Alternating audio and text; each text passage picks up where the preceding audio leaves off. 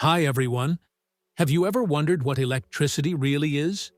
It's all around us, powering our lights, phones, and even the device you're watching this video on. Today we look at how it is created in nature, who first created it, and what it all means for us. Let's find out.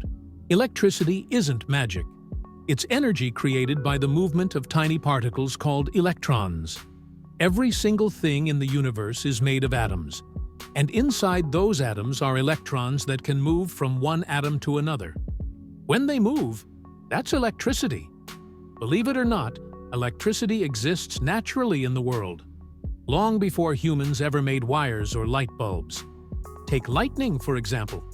It's one of nature's most powerful electrical events. Inside a thundercloud, tiny bits of ice and water bump into each other, building up electric charge. When the difference in charge becomes too big, a bolt of lightning shoots through the air, balancing everything again. This is how storms are formed. Even inside our own bodies, electricity helps send messages from our brain to our muscles. That's how you move your fingers, blink your eyes, or even think. Everything in a fraction of a second. Some animals, like electric eels, can even produce electricity themselves.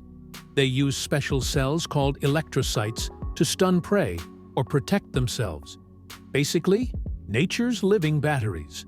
But let's see how we learned to generate electricity ourselves. Long before we had power plants or light bulbs, people already knew strange things happened with electricity.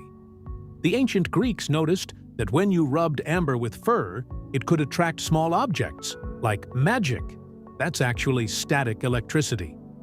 Then, in the 1700s, scientists like Benjamin Franklin and Luigi Galvani started experimenting with sparks and electric charges.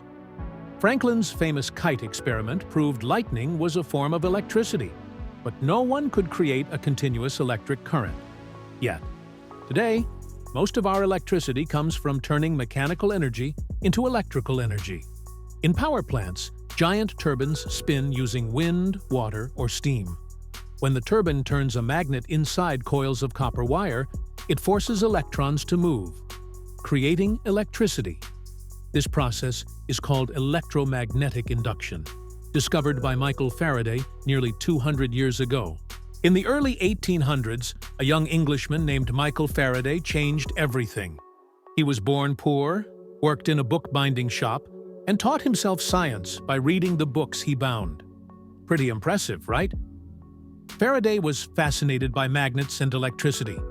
He wanted to know how they were connected. In 1831, he made a simple but genius experiment. He wrapped two coils of wire around an iron ring. When he moved a magnet near one coil, something amazing happened. Electricity started to flow in the other coil. That moment was the birth of the first electric generator, and the moment humans learned how to make electricity, not just see it in lightning. Faraday discovered electromagnetic induction, the idea that moving a magnet near a wire pushes electrons through it, creating an electric current. This principle is still how we generate electricity today in every power plant on Earth. Whether it's wind turbines, hydroelectric dams, or nuclear plants, they all work because of Faraday's discovery. Faraday didn't just make electricity. He made the modern world possible. His discoveries powered the invention of electric motors, generators, and the light bulb. What's really inspiring is that Faraday wasn't rich or formally educated. He was simply curious and loved experimenting, proving that big ideas can come from anyone, anywhere. Faraday was the first to build the first electric generator. Michael Faraday and scientists like Alessandro Volta and André-Marie Ampère were the first to truly understand electricity.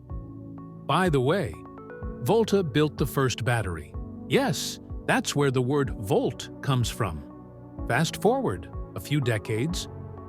In the late 1800s, inventors like Thomas Edison and Nikola Tesla started racing to bring electricity to everyone.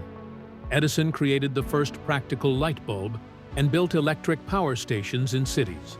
But his electricity was direct current, which could only travel short distances. Tesla had a different idea: alternating current. It could travel hundreds of miles safely. In the so-called war of currents, Tesla's system won.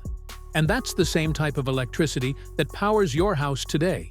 By the early 1900s, cities around the world began to glow at night. Electricity brought light, radio, and later television into homes. Factories started running day and night, powered by massive generators. Hydroelectric dams, coal plants, and soon nuclear power stations began to supply energy to millions of people. Electricity turned into something invisible, but absolutely essential. Then came computers. At first, they were huge, as big as rooms. But as technology evolved, they got smaller, faster, and cheaper. Microchips, smartphones, and the internet all rely on electricity. Today, nearly everything we use, from electric cars to satellites, depends on it. Even renewable sources like wind still use Faraday's principle of electromagnetic induction, the same one discovered almost 200 years ago. And today, modern power plants use turbines that spin, powered by steam, wind, or water. And those turbines rotate magnets inside coils of wire to generate electricity. The power then travels through transmission lines, into your neighborhood, and finally to your devices. It's the same science, just scaled up to billions of people. Every second, billions of devices turn on, charge, and connect, all powered by invisible energy flowing through wires beneath our feet. Right now, humanity uses more electricity than ever before in history. Every single year, the world generates over 30,000 terawatt-hours of electricity. That's 30 trillion kilowatt-hours. To imagine that, think of it like this. That's enough energy to power every light bulb on Earth for hundreds of years. If we could somehow store it all. But how does it all work nowadays? There are many ways to make electricity. Hydroelectric dams use falling water. Wind turbines use moving air. Fossil fuels burn to heat water into steam. And solar panels skip the turbine completely. They turn sunlight directly into electricity using tiny silicon cells. But about 60% still comes from fossil fuels like coal, oil, and natural gas, which release carbon dioxide into the atmosphere. All that energy travels through something called the power grid, a massive web of cables, transformers, and substations that connects nearly every home and city on Earth. It's often called the largest machine ever built by humans, because every piece of it has to work together in perfect timing. If even a small part fails, it can cause blackouts that stretch across entire regions. After it's generated, electricity travels through power lines, sometimes hundreds of miles, to reach your home. It's transformed, or stepped down, to a safe level before it powers your lights, fridge, or computer. Without electricity, our world would be completely different. No internet, no hospitals, no modern cities. But it's also important to use it wisely and look for clean, renewable ways to make it. Hydropower, using the force of moving water, is the largest renewable source in the world. Wind turbines and solar panels are catching up fast. One day, all of them could provide nearly endless electricity without pollution. For example, Iceland gets almost 100% of its electricity from clean sources, mainly hydropower and geothermal energy. Norway runs almost entirely on hydroelectricity too, thanks to its mountains and rivers. And Costa Rica has powered itself with renewable energy for months at a time, proving that a sustainable future is possible. From Faraday's spinning magnet to entire cities glowing at night, electricity has always been more than power. It's the spark of human progress. And here's something interesting. Did you know lightning produces about 5 billion joules of energy? That's enough to power a small town for a day. The average person in the US uses around 12,000 kilowatt-hours of electricity per year. In just 1 hour, the sun gives the Earth more energy than all of humanity uses in a whole year. Electricity powers our lights, schools, hospitals, and the internet. But it also runs our phones, computers, satellites, and even electric cars. Without it, modern life would stop instantly. Every Google search, every video, every text message, all use tiny amounts of electricity stored in massive data centers around the world.